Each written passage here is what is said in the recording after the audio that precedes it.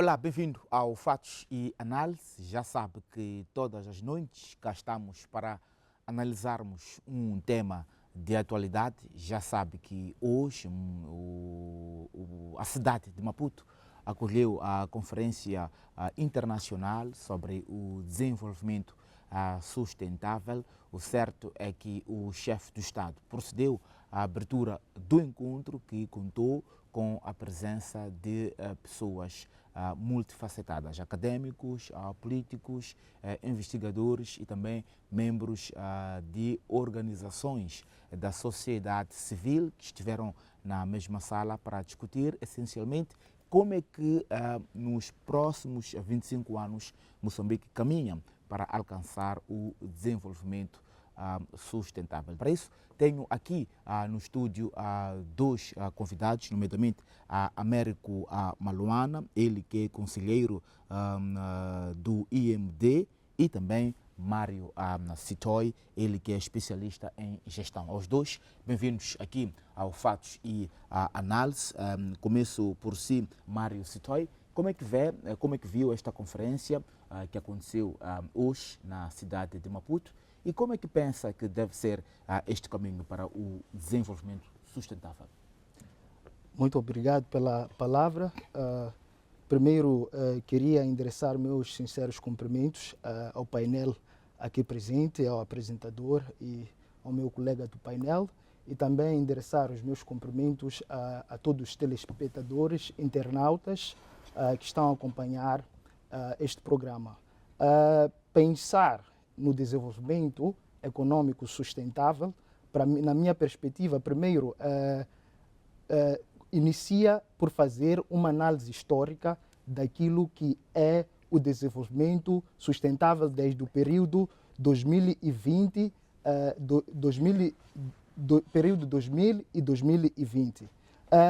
Primeiro, abordando sobre esse período 2000-2020, nós encontramos uma economia que encontra diferentes fases, iniciando pelo ano 2000, que entramos com uma economia com um PIB relativamente baixo, e vamos seguindo. Após o ano 2000, nós temos a entrada de algumas empresas multinacionais, temos a entrada de alguns investidores no setor bancário e no setor das telecomunicações.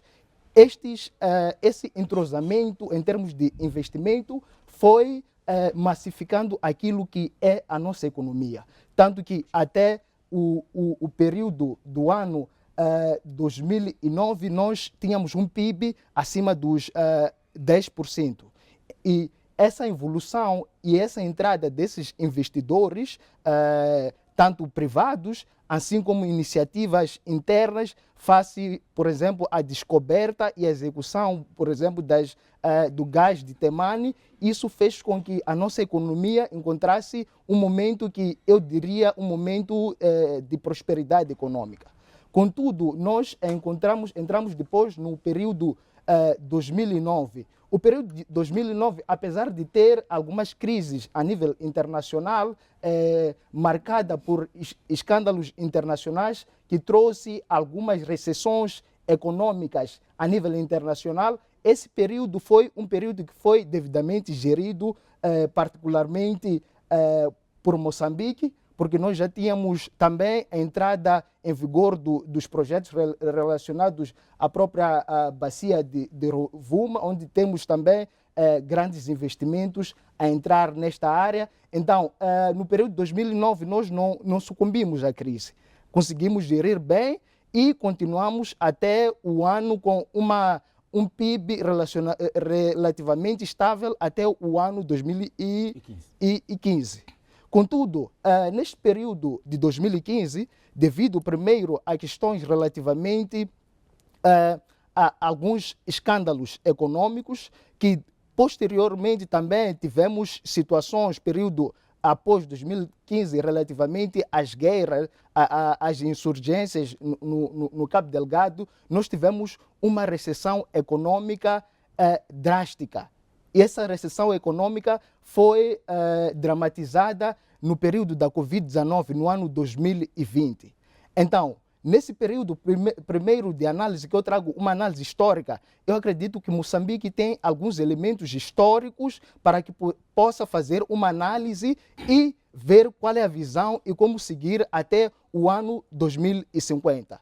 Então, se me permite, eu gostaria de falar, por exemplo, nós tivemos alguns aqui marcos que são importantes. Por exemplo, se nós formos a ver as recessões econômicas, uma das recessões econômicas, nós tivemos primeiro a redução da execução do projeto do gás de Temane, mas também com escândalos relacionados que começaram nos anos 2015, tivemos alguma recessão de alguns investimentos e monetários internacionais.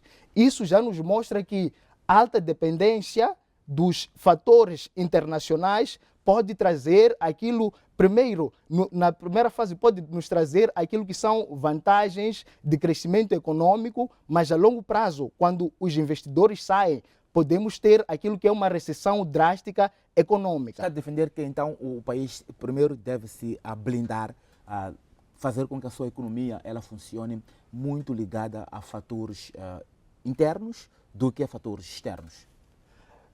Certamente, todas as economias podem ter até um ponto de partida fatores externos. Mas a sustentabilidade, nós quando trazemos o conceito da sustentabilidade econômica, principalmente no contexto moçambicano, nós sabemos que temos diferentes tipos de recursos, mas os recursos, eles por si são recursos escassos. Então, se a nossa economia basear-se na sua estabilidade com base em recursos escassos, certamente que chegaremos ao momento em que esses recursos vão esgotar e vamos estar numa fase drástica de recessão econômica. Então, eu encaro essa pergunta. Primeiro, nós temos que olhar o investimento externo como capital inicial, mas não podemos nos prender certamente naquilo não podemos nos prender no investimento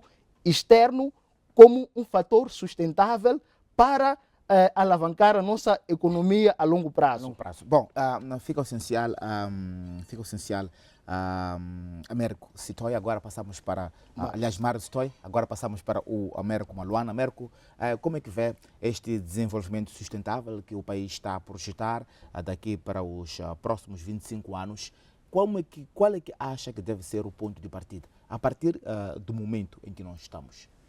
Bom, muito obrigado. Permita-me cumprimentar a todos que nos acompanham a esta hora e neste debate bastante importante sobre questões de desenvolvimento do nosso país. Bom, olhando especificamente para o ponto de partida, como muito bem sugere, na minha perspectiva, envolvidos 25 anos da Agenda 2025, há agora um momento estratégico para refletir sobre o que funcionou e o que não funcionou. O colega de painel esteve a apresentar a trajetória histórica de Moçambique, sob o ponto de vista de desenvolvimento econômico, e em relação a isso, talvez possa destacar alguns aspectos que julgo que também marcaram este período. É que depois do período de instabilidade, da guerra civil, a assinatura dos acordos de paz, a realização das primeiras eleições gerais, até o período próximo a 2014 ou 2015, Moçambique assistiu um crescimento econômico significativo, chegando a margens anuais de cerca de 7%, 7 a 8%, o que na altura era visto com perspectivas muito positivas, sobretudo olhando para a queda que se assiste de 2015 a 2016 a esta parte por diversos fatores estruturais, tais como a questão das dívidas não declaradas e posteriormente a Covid e outros choques externos. Mas mesmo se nós formos olhar para o período de crescimento na margem de 7 a 8%, uma das grandes questões que se colocava na altura era sobre o desenvolvimento. Ou seja, assistíamos a um contexto em que a economia estava assim a crescer, mas ela não estava necessariamente a se refletir na vida do cidadão. Portanto, é mesmo para recuperar esta necessidade de olharmos para o PIB e de olharmos para outras variáveis ligadas ao crescimento econômico na sua relação com os efeitos que este processo cria na vida dos cidadãos. Atualmente, há um contexto bastante fértil para discutir estas questões, sobretudo considerando que as atuais perspectivas de desenvolvimento de Moçambique estão voltadas para a indústria extrativa ou estão voltadas para os recursos naturais estratégicos. Isso é fundamental, porque mesmo este período que eu estou a fazer menção de alto crescimento econômico, se compararmos com o contexto atual, um dos elementos que marcava a economia moçambicana era o alto nível de dependência externa. Portanto, com os choques que houve, o nível de dependência externa reduziu. E afetou o país. Exato, reduziu, afetou o país e a economia teve que funcionar ou foi obrigada a se reinventar, buscando elementos mais internos, buscando, por exemplo, a maximização da base tributária para financiar a despesa pública. É um elemento.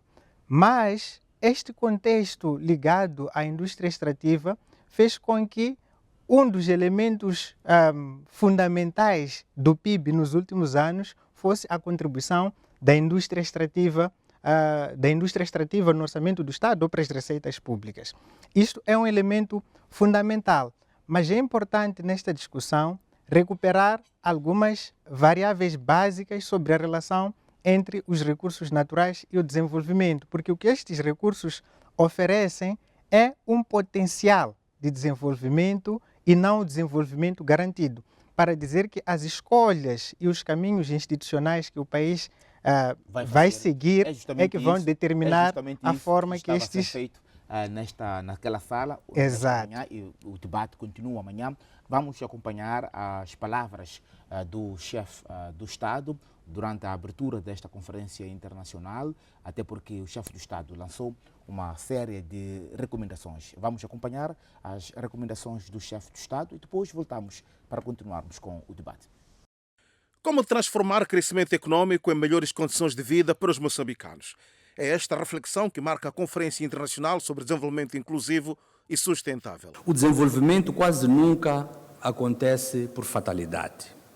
É sempre consequência de uma visão suficientemente clara para orientar as escolhas que se seguem. Foi essa visão, uma visão para os próximos 25 anos, afirmada por Sua Excelência Daniel Francisco Chapo, Presidente da República, desde a sua investidura, que levou a instruir o Ministério da Planificação e Desenvolvimento sobre a importância de adotar uma governação participativa, dialogante e de proximidade. Ao intervir na conferência, o Presidente da República reafirmou o compromisso do Governo com o desenvolvimento inclusivo, sustentado na estabilidade, no investimento e na participação de todos os setores da sociedade. O desafio da nossa geração é transformar riqueza natural em riqueza nacional e crescimento econômico em desenvolvimento inclusivo e sustentável, para que as oportunidades se convertam em prosperidade para todos os moçambicanos, independentemente da sua origem étnica, filiação religiosa, política ou qualquer coisa que possa nos fazer diferente. É precisamente essa visão que orienta a ação do nosso governo, acelerar a transformação estrutural da nossa economia, daí estarmos a levar a cabo várias reformas, principalmente novas leis da indústria extrativa, conteúdo local e outras leis bastante importantes. A criação do Banco de Desenvolvimento e outras ações. Diversificar as suas bases produtivas, valorizar o conteúdo local e criar mais oportunidades de emprego, especialmente para jovens e mulheres. Chapo defende um modelo de desenvolvimento assente na inovação, no capital humano e em políticas públicas capazes de gerar prosperidade para todos. Um desenvolvimento verdadeiramente inclusivo exige instituições próximas do cidadão, cidadãos íntegros, dispostas a servir e a não se servir. Continuaremos a apostar no diálogo nacional inclusivo, porque não existe desenvolvimento sustentável sem paz, nem existe paz duradoura quando o desenvolvimento não chega à vida das pessoas. A conferência decorre sob o lema do Balanço Ação rumo ao desenvolvimento integrado do país, com debates sobre industrialização, inovação, sustentabilidade e transformação econômica, temas apontados como determinantes para o futuro de Moçambique. Aqui, o chefe do Estado faz esta distinção entre o crescimento econômico e o desenvolvimento. Diz que o crescimento agora deve se refletir no desenvolvimento, que é, portanto, este crescimento, estes números se refletirem no prato das pessoas em Moçambique. Neste processo, de onde é que o país deve começar? Bom, as bases estão ou devem ser lançadas numa perspectiva de começarmos a olhar para a economia sob o ponto de vista dos interesses internos. Isto porque parte significativa do tempo que estamos a analisar, a economia moçambicana serve ou foi constituída como um elemento que, sob o ponto de vista substantivo, acaba beneficiando mais a interesses externos do que propriamente a interesses nacionais. E é justamente por essa via que, atualmente, se formos a olhar para as últimas reformas no setor extrativo, há uma ênfase numa dimensão de soberania econômica, há uma ênfase na ideia de adição de valor dos recursos naturais. Isto está muito ligado ao processo de industrialização. Se nós formos olhar para a natureza da indústria extrativa, vamos notar que é um setor de capital intensivo e que, por conseguinte, é de capital intensivo por um lado e, por outro lado, exige mão de obra altamente especializada. Isso significa que a capacidade de empregar ou a capacidade de gerar empregos é relativamente limitada. Portanto, só é possível alargar as possibilidades de gerar emprego por via da industrialização e por via da maximização das oportunidades do conteúdo local, através da participação de empresas nacionais na cadeia de valor da indústria extrativa. Mas permita-me enfatizar a componente de industrialização. Esta componente é fundamental porque é ela que vai permitir construir ligações internas com a economia, se combinada com esta dimensão do conteúdo local. O gás que é produzido na bacia do Rovuma pode servir a múltiplos interesses econômicos a nível nacional, sobretudo olhando para os diferentes fins para que este recurso pode se usar. Por exemplo, se nós formos a analisar outros contextos, vamos notar que parte significativa destes recursos são explorados e utilizados para a produção de fertilizantes.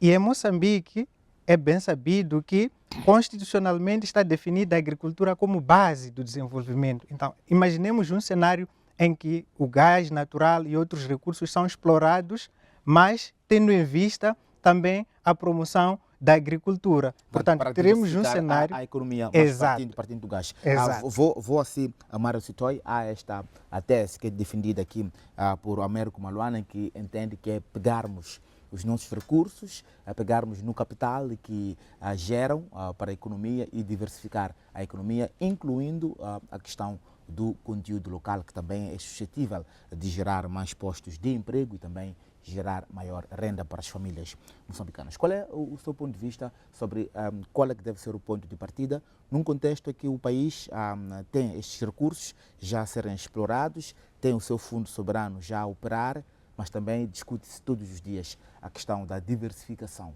da economia? Exatamente. Eu partiria do mesmo ponto, onde temos primeiro a indústria extrativa, temos os recursos como um elemento de capitalização da nossa economia, mas após a capitalização da nossa economia, nós precisamos do próprio conteúdo local para fazer face àquilo que são as necessidades da própria indústria extrativa. Contudo, a minha tese não para por aí, porque muitas das vezes nós podemos observar o registro histórico que, em casos onde as empresas apenas segmentam-se para resposta às necessidades da indústria extrativa, elas acabam o seu objeto de execução logo que a indústria extrativa ou aquele recurso esteja esgotado. Então, para mim, após a massificação ou a introdução dessas empresas locais, é preciso que haja uma aposta naquilo que é a diversificação econômica. A diversificação econômica no sentido de que a nossa resposta não pode parar apenas nos pilares de resposta às indústrias extrativas, mas temos que investir, como bem dizia o meu colega do painel, em fatores relacionados com a própria agricultura. Então, deve ter uma diversificação da economia, onde vamos pegar a agricultura e vamos usar como um instrumento de desenvolvimento econômico sustentável, introduzindo a inovação, como dizia aqui na reportagem o próprio presidente da República, introduzindo aquilo, melhorando aquilo que é o capital humano, o índice de desenvolvimento humano, porque quem gere a agricultura altamente mecanizada tem que ser um capital humano com capacidade técnica e intelectual para a gestão desse tipo de maquinaria. Então, fora isso, além da agricultura, nós temos o caso do turismo, que são, para mim, que eu consideraria investimentos de fácil execução, porque, olha, o cenário geográfico moçambicano, nós temos quase 2.500 quilômetros de costa, onde nós poderíamos apostar no próprio turismo, poderíamos apostar na própria pesca, poderíamos apostar na própria agropecuária, entre outros fatores que possam permitir que a nossa economia seja diversificada. Pois, entendo até aqui a sua tese de o país apostar em vários setores, não só no setor dos recursos minerais, mas aqui agora a pergunta que se coloca, que é muito importante também, é como é que nós, apostando nestes setores, portanto, setores extrativo, setor de energia, setor do turismo, como defendia o Mário, o setor da agricultura, apostando nestes setores, como é que, havendo investimento, havendo fluxo nesses setores, havendo crescimento, este crescimento depois se reflete nas pessoas? Bom, este processo deve ser combinado por várias outras iniciativas. Não podemos olhá-lo de forma isolada, devemos olhá-lo de forma sistêmica. E a par do processo de industrialização, da diversificação econômica, que muito bem estamos a enfatizar, temos que olhar para o desenvolvimento do capital humano. Porque se estamos a falar de grandes investimentos a serem feitos na indústria extrativas e outros que devem ser feitos noutros setores para garantir a diversificação, se a dimensão do capital humano não estiver devidamente acautelada, as margens de sucesso poderão ser bastante limitadas. Para que haja inovação, para que haja um cenário em que a própria extração dos recursos é ligada a outros setores da economia, é importante que a educação comece a olhar para os diferentes setores estratégicos com atenção, de modo a garantir que, internamente, os moçambicanos tenham a capacidade de intervir nestes setores estratégicos para defenderem os interesses nacionais. Mas este processo todo deve ser visto de forma integrada e deve ser visto também numa perspectiva de longo prazo. As altas reservas de gás natural na bacia do Rovuma, por exemplo, foram descobertas por aí entre 2009 e 2010, para dizer que já passam cerca de 15 ou 16 anos desde a sua descoberta. Então, este é o momento de o país começar a olhar retrospectivamente no sentido de analisar quais são as condições que já foram criadas de lá para cá e quais são as condições que devem continuar a serem criadas para que a médio e longo prazo os moçambicanos estejam devidamente integrados, não apenas do ponto de vista de mão de obra, mas também do ponto de vista de participação. Se nós formos olhar para a nossa empresa nacional de hidrocarbonetos... Está a defender que, enquanto os investimentos afluem, também tem que se olhar para a questão da formação do homem, para que ele participe de forma ativa, não só do ponto de vista de empregabilidade, mas também do ponto de vista de apropriação daquilo que vai acontecer. Exato, porque a dependência não pode ser vista apenas do ponto de vista financeiro.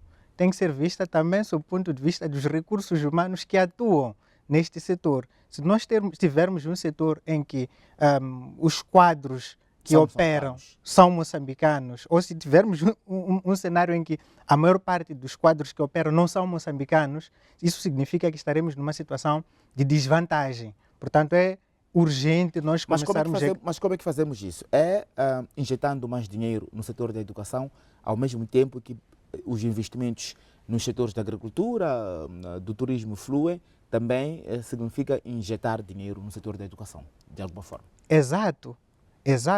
Estrategicamente, os próprios recursos naturais, as receitas do gás da bacia do Rovuma, pode ser usada para financiar o setor da educação, que, sob o ponto de vista orçamental, apresenta déficits. Nós verificamos isto anualmente, não só o setor da educação, mas os vários serviços. Portanto, há aqui uma oportunidade para que sejam estes recursos a financiarem o orçamento do Estado. Houve um participante na conferência que levantou e disse que, portanto, a Agenda 2025 teria tido maior sucesso se tivesse havido comprometimento por parte dos diferentes ciclos de governação ao longo dos 25 anos no que diz respeito ao cumprimento das matrizes da Agenda 2025. Há quem defendeu que, por exemplo, os ciclos não estiveram conectados no que diz respeito à continuidade na materialização dos pressupostos da Agenda 2025. Como é que desta vez, nesta agenda dos próximos 25 anos, garantimos este compromisso, este comprometimento entre os diferentes ciclos de governação de 5 em 5 anos, para que não haja rupturas, para que não haja quebras? Sim, obrigado. Primeiro, é o alinhamento em termos estratégicos daquilo que é a nossa estratégia e permitir com que todos os atores sociais estejam devidamente integrados naquilo que é a nossa estratégia. E depois, certamente que essa estratégia pressupõe aquilo que são alguns planos de ação. Que esses planos de ação sejam mandatórios, de cumprimento mandatório para diferentes ciclos de governação. Ou seja, deve estar legislado que, ao entrar um novo governo, independentemente do partido político, independentemente da filiação, siga a mesma estrutura e o mesmo projeto até o cumprimento integral. Porque certamente a não continuidade daquilo que é um projeto e a introdução de novos paradigmas, que alguns deles contrariam aquilo que é o projeto que está a ser executado, certamente vai impedir naquilo que é a introdução ou aquilo que é a finalização de sucesso daquele mesmo projeto. Então, nós precisamos de um alinhamento estratégico e termos elementos coercivos legais para que esse instrumento estratégico seja de cumprimento integral até o final da mesma estratégia. Onde depois vai se fazer a avaliação final, como está a ser feita a avaliação da Agenda 2025. Volto a si, agora temos muito pouco tempo, temos apenas 2 minutos para fechar a nossa edição de hoje. Portanto, Américo, vamos olhar para a questão mobilização social, que também foi levantada na conferência. Há quem entende que deve haver um processo de engajamento das pessoas, porque não basta que os governos ou o governo esteja comprometido, não basta que os órgãos de soberania estejam comprometidos, é importante que a nação também esteja comprometida e se engaje neste processo para a materialização de todas as metas que vão ser lá determinadas. Como é que se busca este engajamento? Bom, eu avançaria aos instantes finais desta interação por 2 níveis. O primeiro nível está ligado à ideia de que uma estratégia de desenvolvimento não pode ser uma política de governo, deve ser uma política de Estado, porque a partir do momento em que ela é uma política do Estado, independentemente do governo que estiver em exercício, ela será tida em conta nos diferentes programas, na planificação quinquenal e nas diferentes iniciativas setoriais a serem implementadas de modo a alcançar cada objetivo que estiver definido nesta agenda. Este é o primeiro aspecto. O segundo aspecto, sobre o envolvimento mais amplo dos diferentes atores, é que atualmente a governação e os diferentes problemas que a sociedade enfrenta não podem ser resolvidos apenas por uma entidade, seja ela governamental ou não. É importante que os diferentes atores contribuam com as suas valências para que estas sejam consideradas no processo de desenvolvimento. Por isso é que as abordagens atualmente são multissetoriais, envolvem o governo, envolvem a sociedade civil, o setor privado e os cidadãos individualmente considerados. Portanto, isso é fundamental e pode ser feito através da socialização, através da disseminação e da integração da estratégia até nos programas de ensino, na integração da estratégia nos diferentes mecanismos de planificação setorial. Porque se a estratégia não for conhecida, estaremos automaticamente a assumir que a sociedade não tem como contribuir sobre objetos os quais desconhece. Portanto, há uma necessidade de integrar, sob o ponto de vista sistêmico, a estratégia aos diferentes atores, sejam eles estatais ou não estatais. Américo Maluana e Mário Sitoy, obrigado aos dois pela presença. Quisemos então esta noite trazer duas vozes de jovens, que é mesmo também para se juntarem a tantas outras vozes que hoje, nesta conferência internacional, apresentaram os seus pontos de vista sobre como é que Moçambique deve preparar-se e que metas é que devem ser estabelecidas para que o desenvolvimento sustentável, que significa desenvolvimento que inclui a todos, mas que também tem em conta as gerações vindouras. Foi um prazer estar a trabalhar para si. Até lá, fique bem.